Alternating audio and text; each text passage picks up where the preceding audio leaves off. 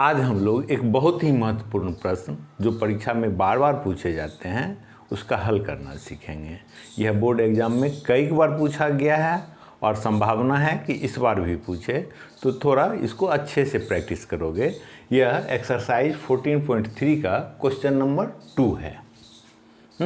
इस प्रश्न में माध्यक दिया हुआ है, सारणी दी हुई है और माध्यक 28.5 दी हुई है और बारंबारता में दो अज्ञात हैं, एक x और दूसरा y। इन बारंबारताओं को ही हमको जानना है। तो इसको कैसे कर सकते हैं? तो जब हमको सारणी दी हुई है तो हम माध्यक ज्ञात कर सकते हैं और माध्यक हमको दी हुई भी है, यानी दोनों माध्यक की हम तुलना कर लेंगे। या दूसरे शब्द में कहो कि माध्यक के फार्मूले में इस माध्यक का मान दे देंगे तो हमको चर की मान आ जाएंगे। तो चलो स्टार्ट करें। क्या करेंगे? माध्यक निकालने के लिए सबसे पहले हम संचयी बारंबारता ज्ञात करेंगे ना। तो एक कॉलम बढ़ाना होगा, संचयी बारंबारता।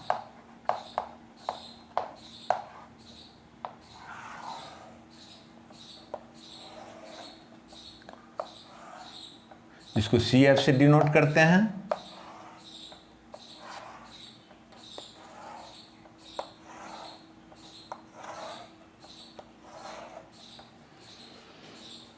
तो संचयी बारंबारता यहाँ पहला स्टार्ट है 5, तो 5 का तो 5 ही रहेगा, है ना।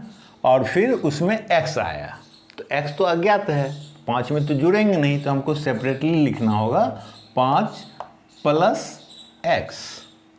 ठीक। उसके बाद क्या है? 20। तो 20 जब इसको जोड़ेंगे तो नंबर में नंबर जुड़ जाएंगे, यानी 20 × 5 = 25 और प्लस x एज इट रह जाएगा और फिर 15 जोड़ देंगे तो ये नंबर में जुटेंगे, तो कितना हो जाएगा? 40 और x एज इट। फिर y आएंगे तो y तो जुटेंगे नहीं, तो हम इसको लिखेंगे 40 + x + y। फिर 5 आ जाएंगे तो ये हो जाएंगे 45, है ना। नंबर में नंबर जोड़ देंगे, बाद बाकी एज इट रहेगा। तो ये जो लास्ट में आया यह तो 60 के बराबर होगा, यानी एक समीकरण हमको क्या मिल सकता है? कि 45 + x + y = 60, यानी x + y = 15।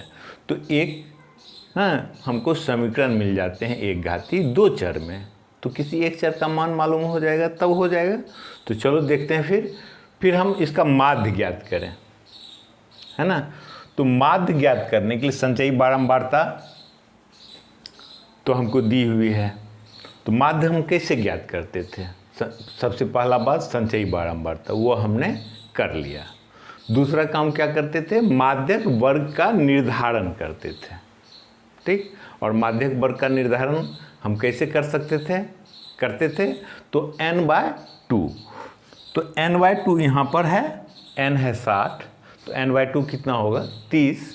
तो 30 इसमें देखो, चूंकि इसमें अज्ञात राशि है, x का मान पता नहीं है, तो इसमें इसलिए इससे हमको माध्यक वर्ग निश्चित करने में थोड़ी परेशानी है। हाँ, कुछ तर्क के आधार पर कर सकते हो, लेकिन वैसा क्यों करना? उससे आसान है कि हमको माध्यक दिए हुए हैं 28.5, है ना। तो माध्यक तो हमेशा उस वर्ग अंतराल के बीच में ही होता है ना। तो देखो कि कौन सा वर्ग अंतराल में 28.5 आ सकते हैं। ये 10 से 20 है, तो 20 तक ही आया, नहीं हुआ, बड़ा है 20 से 30। हाँ, तो 20 से अधिक है 28.5 और 30 से कम है, यानी इसी माध्यक वर्ग से है वह, तो इसको हम सेलेक्ट कर लिए, है ना। तो माध्यक वर्ग का चुनाव इस बार हम n/2 के सहायता से नहीं करके जो माध्यक दिया हुआ था उसके सहायता से कर लिए, है ना। तो कॉन्सेप्ट अच्छे से समझ में होना चाहिए, तब जाकर के ये प्रश्न तुम आसानी से हल कर सकते हो। तो यह लिख दें हम लोग, है ना।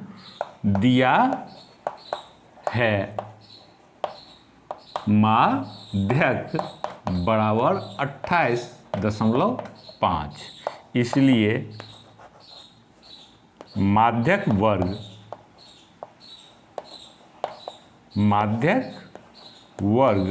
कितना हो गया? 20 से 30 बराबर 20 से 30। अब जब माध्यक वर्ग आ गया तो शेष तो बहुत ही आसान है ना। हमको क्या जानना होता है? एल, है ना।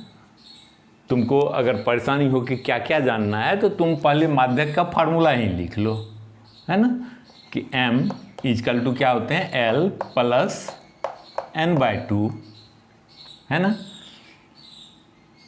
Minus CF by F into H।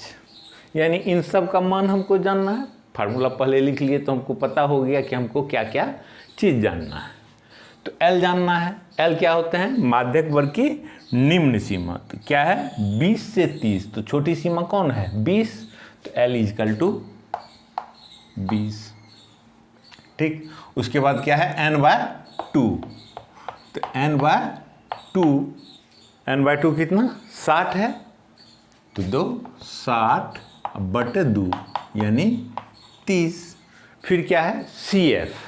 तो जो CF क्या होते हैं? जिस माध्यक वर्ग को हम चुनते हैं उसके ठीक पहले का संचयी बारंबारता, है ना। तो हमने चुना इसको, है ना। तो इसके ठीक पहले क्या है? 5 + x। तो CF हो गया 5 + x। ठीक। उसके बाद क्या जानना है हमको? F क्या होते हैं? जो वर्ग अंतराल चुना गया उसकी बारंबारता। तो वर्ग अंतराल चुना गया या उसकी बारंबारता कितनी है? 20। तो F इजकल टू 20, है ना। तो ये हो गया CF। यहाँ भी लिख दो, हाँ ना लिखो कोई फर्क नहीं पड़ता है, लेकिन हम लिख दिए। तो फिर अब क्या बचा? एक H बचा, है ना। H इजकल टू वर्ग अंतराल की लंबाई, ऊंचाई।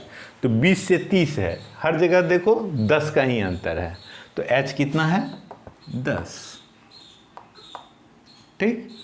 तो अब ये सारा मान लिख लिए। अब सूत्र लिख दिए हम, है ना।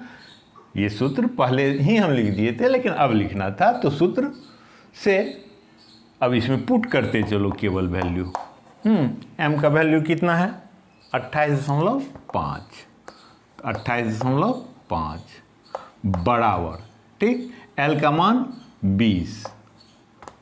तो 20 प्लस n/2, हाँ n/2 कितना है? 30। तो 30 माइनस CF कितना? तो 5 + x। तो 5 माइनस x देंगे। यहाँ पर कुछ विद्यार्थी गलती कर देते हैं कि 5 + x है तो यहाँ पर 5 + x देते हैं, जबकि हमको घटाना है CF ना, यानी 5 + x कंप्लीट घटेगा। तो यानी ब्रैकेट में घटाएंगे, तो ब्रैकेट हटाएंगे तो क्या हो गया? दोनों माइनस हो जाएंगे। तो -5 - x, गलती का एक जगह ही है, ठीक है, इसको ध्यान से समझ लो। और बाय f कितना? 20 और इंटू h कितना? तो 10, है ना। तो ये 10 और 20 का शून्य तो आपस में कट गया।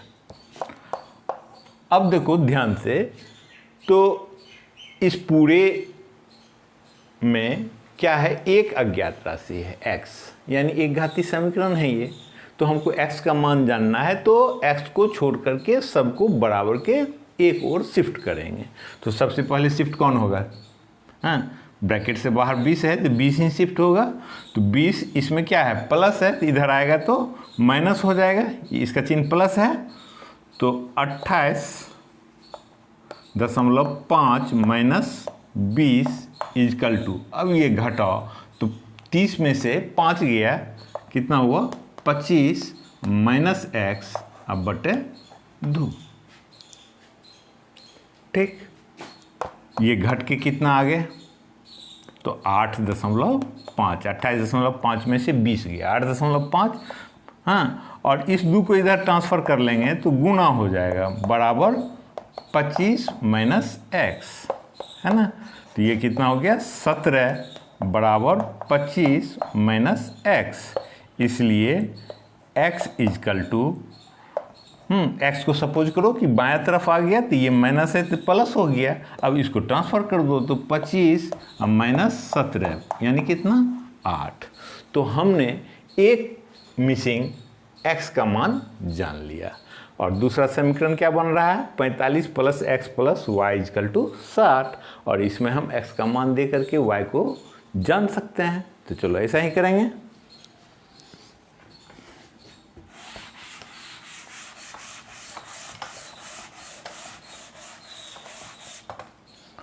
अब क्या लिखें, 45 plus X plus Y equal to 60। 45 plus X plus Y equal to 60। इसलिए